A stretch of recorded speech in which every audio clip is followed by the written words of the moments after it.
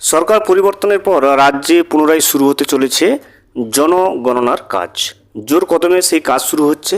জনগণনার সময় কি কি ডকুমেন্টস আপনার কাছ থেকে চাইবে অফিসাররা, কি কি ডকুমেন্টস আপনি দিতে বাধ্য, কোন কোন ডকুমেন্টসগুলো না দিলে আপনি অনুপ্রবেশকারী হিসেবে গণ্য হবেন, রাজ্যের নাগরিক হিসেবে গণ্য হবেন না, কি কি ডকুমেন্টস আপনাকে কাগজপত্র আপনাকে রেডি রাখতে হবে জনগণনার সময়, সমস্ত বিষয়টা আমরা আজকের এই ভিডিওতে বিস্তারিতভাবে জেনে নেওয়ার চেষ্টা করব। Welcome to my YouTube channel. ভিডিওটি দেখার জন্য অসংখ্য ধন্যবাদ। ভিডিওটি সম্পূর্ণভাবে দেখার আগে ছোট্ট একটা অনুরোধ, যদি চ্যানেলে নতুন হয়ে থাকেন অবশ্যই চ্যানেলটা সাবস্ক্রাইব করে রাখবেন এবং নোটিফিকেশনটা অন করে রাখবেন এই ধরনের সমস্ত আপডেট কিন্তু সবার আগে পাওয়ার জন্য। চলুন আজকের ভিডিওটি আমরা বিস্তারিতভাবে দেখে নিই। জোর কদমে শুরু হতে চলেছে জনগণনার কাজ।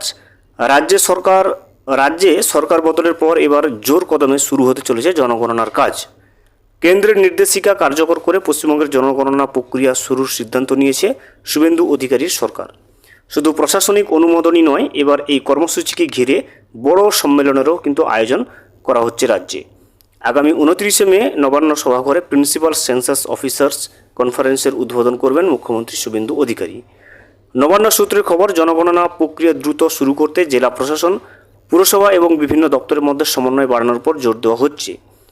বাড়ি তালিকাকরণ, প্রশাসনিক সীমানা আপডেট, তথ্য সংগ্রহের জন্য কর্মী প্রস্তুতি এবং ডিজিটাল পরিকাঠামো তৈরির কাজও কিন্তু শুরু করা হতে পারে খুবই শীঘ্রই।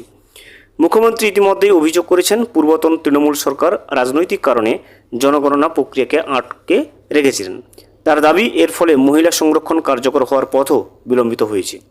নতুন সরকার কেন্দ্রের নীতি ও প্রশাসনিক কর্মসূচির সঙ্গে দ্রুত সমন্বয় করে কাজ এগিয়ে নিয়ে যেতে চাইছে বলে প্রশাসনিক মহলের মত। রাজনৈতিক পর্যবেক্ষকদের মতে, সীমান্ত সুরক্ষা, আয়ুষ্মান ভারত, 100 দিনের কাজের পর এবার জনগণনা ইস্যুতেও কেন্দ্রের সঙ্গে সরাসরি সমন্বয়ের বার্তা দিতে চাইছে নতুন বিজেপি সরকার। দেখতে পাচ্ছেন খুব শীঘ্রই জনগণনার কাজ কিন্তু শুরু হচ্ছে রাজ্যে। ভিডিওটি সম্পূর্ণভাবে দেখার জন্য অসংখ্য ধন্যবাদ। এখনও পর্যন্ত যদি চ্যানেলে নতুন হয়ে থাকেন এবং সাবস্ক্রাইব না করে থাকেন, অনুগ্রহ করে চ্যানেলটা সাবস্ক্রাইব করে পাশে থাকবেন।